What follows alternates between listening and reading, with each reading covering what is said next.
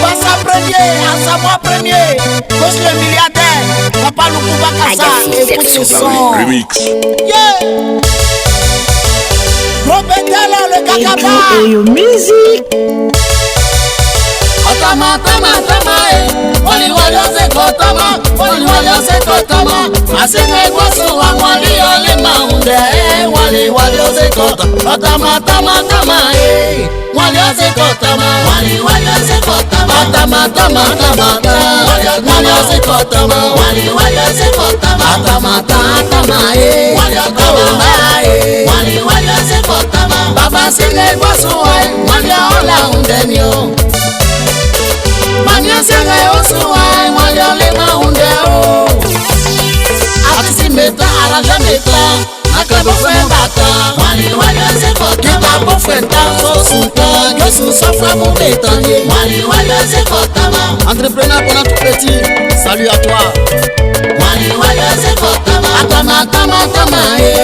Oh wali otama Mwali wali ose kotama Atama tama tama Wali atama tama Wali wali ose kotama Mwali kofi kona mwali ose kole maunde mio Ingesa kwa kwe politike Wali ole maunde o Yawre mubano male kiani o Presi mo fleyo Asenga igwasu waye mwali otama Mwali ose kotama Baye femeta asonu femeta Na pule femudata Wali wali ose kotama Basta meta polisi meta Na pedi kate bata Wali wali ose kotama Avokata jujita Wali otama Silete metanye Wali wali ose kotama Atama atama atama Wali ose kotama Wali wali ose kotama Wali ose kole maunde Bona Lukuba Kassa General yeti mianye Wali ose kotama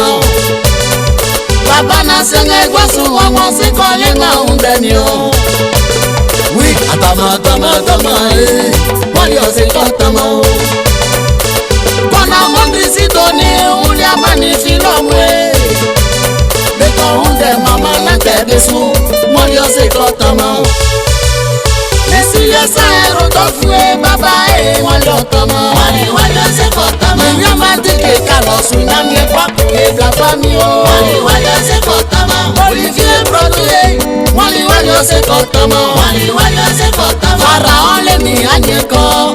Wali ose kotama Wali wali ose kotama Atama tama tama Wali wala Wali wali ose kotama Mama Emily Kofi Wali ose kotama Wali wali ose kotama Atamata atamata Wali atamata tata Wali wali ose kotama Amewa baba sila se kole maunde mio Jisile kofi wali Baba kofi la taye Boke flebon klekle no Baba tike ko faye Minama tike kasose Wali ose kotama Atama tama tama Baba pasa venye Anofia mumba numani Yowre mumba numani Wali wali ose kotama Atama tama tama Wali otama presiye Wali wali ose kotama Atama tama atama Wali otama tata Wali wali ose kotama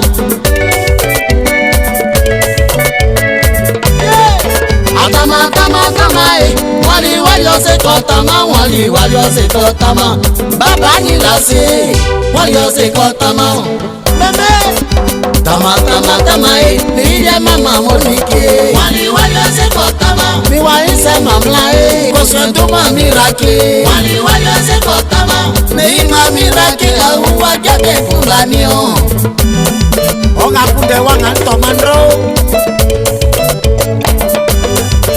Koswentuma Catherine Ima mo fleyo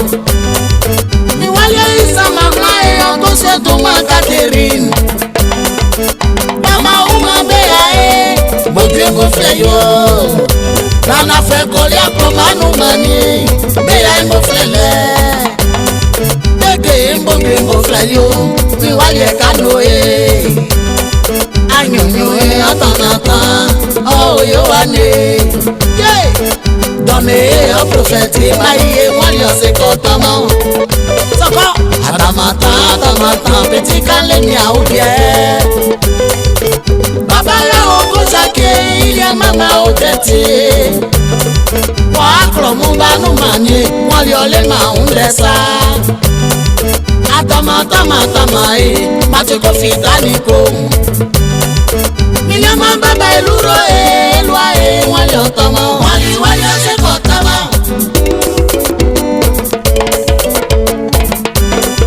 Adolphe Lamien wali ose ko tama wali ose ko Adas papa mbokwe mo frere mo wa kromu banu mani o wali ose ko tama tama wali otaba sope wali ose ko tama mama kwasi ajwa mbokwe mo frere molukwe baba bale isan wali ose ko tama wali ose ko tama tama wali ose ko tama wali ose ko tama Nikloti ya niklala baba kwasi aseni Beko unde baba na tebisu wali ose ko tama wali ose ko tama Bemanzo baba na nyambelo wali ose ko tama wali ose ko tama tama wali ose ko tama wali ose ko tama Sylvie Côte d'Ivoire baba no mole planio Sisi loyalty traveler Sylvie Côte d'Ivoire wali ose ko tama Papa le batra mama eleno Papa Etel Kwame music Nyamukula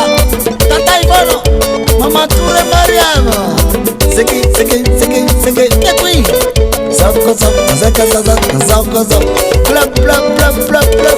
Plep Bawemwa DJ Sangandre DJ Bese Yao Ako Opusia Jojo Nyakula Ewosu